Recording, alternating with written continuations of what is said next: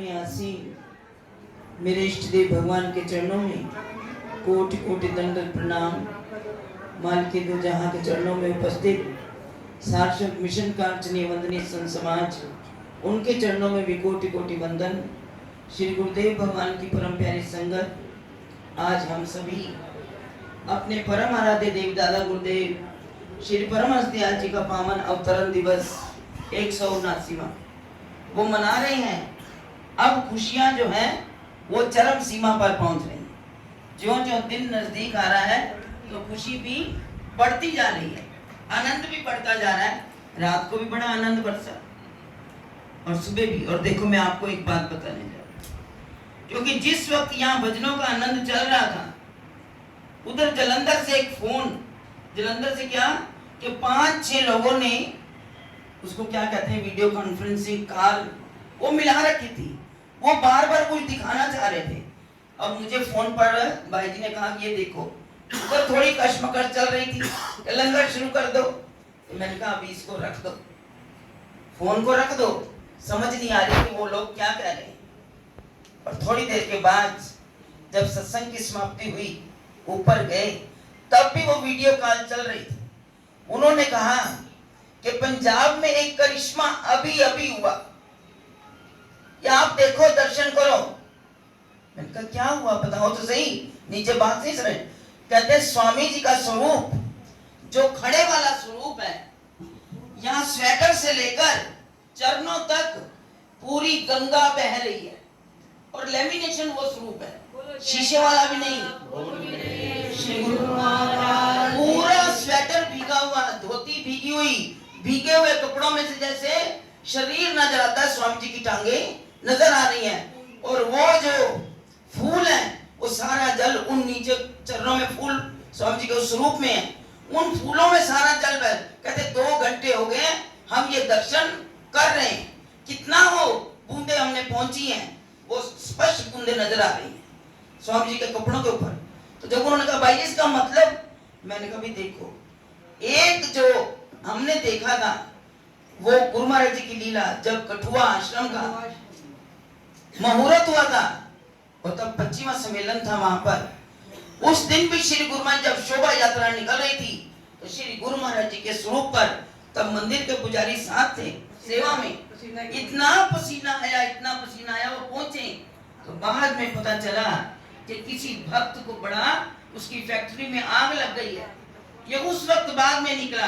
तो मैंने कहा पता नहीं कौन सा, किसका कष्ट, ये वही जाने। वो परमहंस बाबा है ना, वो क्या कर रहे हैं ये हम नहीं जानते। आप देखते जाओ, वो आपको दिखा रहे हैं, देखते जाओ कि हमारे नकली वासी भगवान में, हमारे दादा गुरुदेव भगवान जी में कितनी ताकत है। वो कहाँ बैठे हुए, कहाँ अपने भक्तों की रक्षा करते हैं, कहाँ क्या करते हैं, ये वो जाने।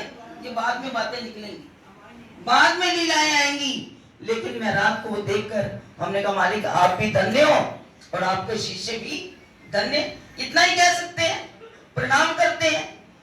तो गुरु महाराज जी की लीला अभी आप श्रवण कर रहे थे, क्योंकि मुझे कहा गया है भक्तों का भी पीछे से सेवादारों का आदेश आया है, सेवादारों का आदेश सिर माथे पर होता है। उन्होंने कहा कि क्योंकि गुरु महाराज जी का, दादा गुरुदेव जी भगवान जी का अवतरण दिवस आ रहा है, हम रोज सज कर आते हैं, अब गुरु महाराज जी को भी वस्त्र पहनाने हैं, उनके वस्त्र बदलने हैं, कार्यक्रम को जरा जल्दी समाप्त कर दें, क्योंकि उनका मंदिर को भी साफ सफाई करने में, वस्त्र बदलने में इनको 4-4 घंटे लग जाते हैं, क्योंकि अंदर भी बाहर भी चारों तरफ पूरे मंदिर को सजाना है। तो इसलिए कार्यक्रम को मैं भी जल्दी सीमित करूंगी कि वो लंगर भी जल्दी निपटा कर सेवा करके अपना जो कर ले। और जो रात को कौतुक हुआ, उसके बदले उन बच्चों ने प्रसाद भेजा है। तो मैं कहूंगी दादा गुरुदेव भगवान जी ने ही प्रसाद भेजा। पूछने लगे ये कहां से आया, मैं कहूं उन्होंने भेजा है, मैं क्या बताऊं कहां से आया है, उन्होंने भेजा है, चाहे कितना इतना हो सब मुंह लगाना, ये उनकी कृपा का प्रसाद आया है। तो इसलिए मैं एक बात कहूंगी, जो कृपा गुरु महाराज जी की तरफ से, दादा गुरुदेव भगवान जी की तरफ से आ रही है, एक इरशाद, 1 या 2 छोटे छोटे सुनाऊंगी, क्योंकि हमने उन इरशादों को आत्मसात करके अपने हृदय को भी पवित्र करना है और अब उस पर चलने का प्रयत्न करना है। तो बात क्या दादा गुरुदेव भगवान जी ने सुनाई एक बच्चा उसके पिता ने कहा, घर में गाय वगैरह रखी थी, तो उसके पिता ने कहा, बेटा शाम हो गई है, तुम गाय को जाओ थोड़ा घुमा लाओ, और इस वक्त इसका घूमने का वक्त है। बच्चे ने कहा, ठीक है पिताजी। वो गाय को लेकर जंगल में गया। अब बच्चा था, उसका ध्यान थोड़ा इधर उधर हो गया, उसने गाय को खुला छोड़ दिया, और गाय कहाँ चली गई? तालाब में गई। अब तालाब में क्या होता है? पानी भी होता है, पानी के साथ कुछ और भी होता है। जब वो गाय बाहर निकल कर आई, उसने बुलाया, घबरा कर गया, गाय को थोड़ा छोटी से मतलब धकेला, गाय बाहर आ गई, तो उसने देखा कि उसको 8-10 चोंके चिपटी हुई हैं। वो इतनी फूली हुई। अब वो बच्चा रोने लगा कि पिताजी घर जाकर मारेंगे, तूने गाय का ख्याल नहीं रखा, ये गाय को जोक चिपट गई। तो बच्चा नादान था, वो रोने लगा कि गाय का दूध इन जोंकों ने सारा पी लिया। अब ये दूध का कौन देगा? हमारे घर में तो दूध नहीं होगा। घर आया रोता रोता, पिताजी मुझे माफ कर देना। कहते, क्या हो गया बेटा? कहते, गाय का दूध सारा ये जोके पी गई, देखो पी के कितनी फूल गई है। उसके पिता हंसने लगे। कहते, बेटा तू भी नादान है, जो जोक है ना वो दूध नहीं पीती, वो लोगों का खून पीती है। तो हमारी गाय को कोई नुकसान नहीं हुआ। तो उस वक्त दादा गुरुदेव भगवान जी ने समझाया, बेटा इस इरशाद का मतलब क्या है? तू बछड़ा बन। बछड़ा है वो गाय का दूध पीता है। दूध क्या होता है? वो अमृत होता है।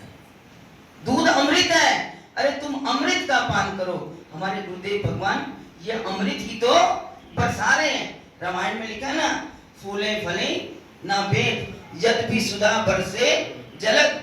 अगर वो परमात्मा, वो बादल अमृत की वर्षा भी कर दें, तो जो पौधे ऐसे होते हैं ना, वो कभी बांस से होता है, वो कभी फूलता फलता नहीं। बांस वो वैसे का वैसे रहता है, उस पर फूल नहीं आते। कहते हैं उनके ऊपर फूल नहीं आते हैं, तो इसलिए जो बांस होते हैं उनको कोई असर नहीं होता। तो इसलिए उन्होंने कहा, इस अमृत को ग्रहण करो, खून मत पियो, वो मत चूसो, जोक मत बनना। ये दादा गुरुदेव भगवान जी ने साथ में ही वो दृष्टांत देते और साथ ही समझा देते थे। और इसी के साथ एक छोटा सा दृष्टांत उन्होंने बताया कि एक घर में एक व्यक्ति, उसने बड़ी सुंदर घड़ी लगा रखी थी, और घड़ी से क्या क्या आवाज आती है? टिक टिक टिक टिक की आवाज आ रही थी। और थोड़ी देर में गली में क्या हुआ? बाजे कोई बारात निकल रही होगी। अब वो जो व्यक्ति अंदर बैठा था, उसको टिक टिक की आवाज आनी बंद हो गई। तो वो अपने नौकर को बुलाता, कहता, देखना भैया घड़ी खराब हो गई है, आवाज आनी बंद हो गई है, घड़ी खराब हो गई। उन्होंने कहा, नहीं मालिक, घड़ी खराब नहीं हुई, कि बाहर बाजे बज रहे हैं ना, तो वो अंदर की आवाज, घड़ी की आवाज आनी बंद हो गई है। इस पर भी दादा गुरुदेव भगवान जी ने समझा दिया कि भाई अंदर के जो हमारे विषय विकारों के बाजे बज रहे हैं, जब तक उनको बंद नहीं करोगे तो तुम्हें वो अंदर की आवाज नहीं आएगी, वो सुनाई नहीं देगी। तो इसलिए उन्होंने क्या कहा? बाहर के दरवाजे बंद करो। क्यों कहा जाता है? आंख कान मुख ढांप के नाम निरंजन ले, अंदर के पट तब खुले, बाहर के पट दे। हमें बाहर के दरवाजे बंद करने पड़ेंगे, और तब जाकर हमें वो अंदर की आवाज सुनाई देगी। तभी तो भजन का सुनाते हैं, हम बोलते हैं, सभी भजन बोलते हैं, करूं मैं प्यार किस किस से, तेरा एक प्यार काफी है, जगत के रंग क्या देखूं, तेरा दीदार काफी है। ये झूठे साजबाजों से मेरा अब भर गया है दिल, सुनूं झनकार अनहद की, यही झनकार काफी है। तो उन्होंने तो हमें इशारों में बहुत कुछ समझा दिया, लेकिन हम नादान कुछ समझाए तो बड़ी अच्छी बात है। अगर हम नहीं समझेंगे तो तब उन्होंने कह दिया, घूंघट के पट खोल, तुझे पिया मिलेंगे। अगर उस प्रीतम को प्राप्त करना है तो आपको विषय विकारों को दूर करना होगा, काम क्रोध की मैल जो अपने हृदय पटल से उतारनी होगी, तब जाकर हमें सदूर का सुंदर दीदार होगा, और तब हम उस अमृत पाने को लालायित हो जाएंगे, वो जिज्ञासा हमारे अंदर जाग जाएगी। तो इसलिए हम किसी का खून चूसने का मतलब क्या होता है? तो हम किसी को तंग ना करें, हैं, किसी को द्वंद्व में ना घुसेड़े, किसी के ऊपर प्रहार ना करें। हम उस परमात्मा की दुनिया के अंदर उसने जो मौज बहारें बिखेरी हुई है उसका आनंद लेते लेते हम सदगुरु के दर्शन का आनंद लें और सदगुरु सेवा का आनंद लें। आज देखो, जो आज गुरु महाराज जी के जो अपने पवित्र अवतरण दिवस पर जो लंगर की सेवा का आनंद किसे बख्शा, ये हमारी गंभीर थी, हमारी बहन छोटी बच्ची बैठी हुई शिल्पा, तो इन्होंने आज उस सेवा का आनंद लिया। तो गुरु महाराज जी के चरणों, और भी भक्तों ने प्रसाद जो सेवा, हमारे सरोज बहन जी की बच्ची उसकी तरफ से आया है, अभी भाई जी कह रहे थे, कृष्णा जी, प्रमोद जी भी, उनकी तरफ से भी आज का प्रसाद आया। तो बड़े भक्त बड़ा कुछ न्यौछावर करने के लिए बैठे हुए हैं, क्योंकि किसके ऊपर? हमें तुम्हें कोई नहीं दे रहा, कोई नहीं दे रहा, मेरे सदगुरु के ऊपर सब कुछ अपना सब कुछ न्यौछावर कर रहे हैं। वो तो कहते हैं सामानों को नहीं, अपने आप को न्यौछावर कर दो, फिर देखो जीवन का आनंद। तो हमारे मालिक आनंद कृपा बरसा रहे हैं, उस कृपा को अपनी झोलियों में भर लो। ये वक्त जो है पता नहीं फिर कब आएगा, क्योंकि अब ये वक्त बड़ा घनघोर ऐसा चल रहा है, कभी कुछ भविष्यवाणी आ जाती है। अब देखो जगह जगह भूकंप आ रहे हैं, तो हमारे गुरुमाई तो हमें इन भूकंपों से बचाकर अपनी गोद में लेकर बैठे हुए हैं। तो इस गोद का हम आनंद लें, सदगुरु की कृपा को, उस आनंद को लेते हुए हम अमृत का पान करें। हम जो है अपने अंदर झांक कर देखें, अपने अंदर की जो हमारे सदगुरु की आवाज आ रही है उसको सुनने का प्रयत्न करें। इन्हीं शब्दों के साथ जिस जिस परिवार ने मालिक के इस दरबार में अपनी सेवाएं समर्पित की हैं, गुरु महाराज जी उन पर अनंत कृपा करें, उन पर अपनी रहमतों की बरसात करें, और गुरु महाराज जी की कृपा सदा उन बच्चों पर बनी रहे, और गुरु महाराज जी उनकी झोलियां सदा खुशियों से भरपूर करें। तो आज के इस सत्संग की सबको, इस प्रभात फेरी की सारी संगत को, इस परिवार को बहुत बहुत बधाई, मुबारकबाद। गुरु महाराज सब पर अपनी कृपा इसी तरह बरसाते रहे। अब दोनों हाथ ऊपर करके, अब आप अपना जितना जोर लगाना लगा लो, हमने तो लगा लिया, जो कहना था, जो कहलवाना था गुरु महाराज ने कहलवा दिया।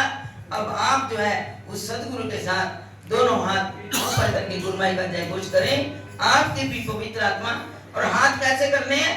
हाथ दोनों समर्पण मुद्रा में ऐसे, अगर कोई लकीरों में कोई हेर फेर है तो सदगुरु की दृष्टि पड़ जाएगी, तो वो लकीरें भी बदल जाएंगी। दोनों हाथ करके गुरु महाराज जी के सामने अपने हाथों को दिखाते हुए, गुरुदेव कोई बिगड़ा नसीबा है तो वो भी संवर जाए। तो बड़े प्यार से जय घोष करें, बोलो जय